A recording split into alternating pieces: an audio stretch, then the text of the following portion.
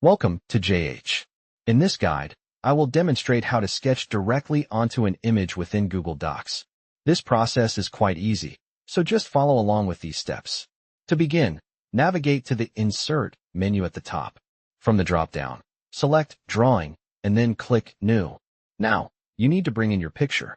Click the image icon and simply drag your file from its folder into this window. Once the image appears, you can start your edits.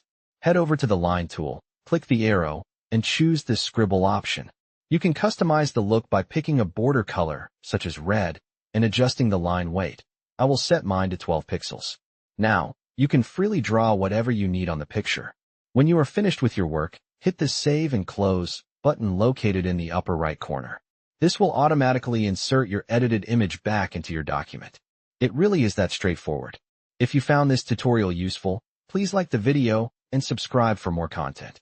See you in the next one.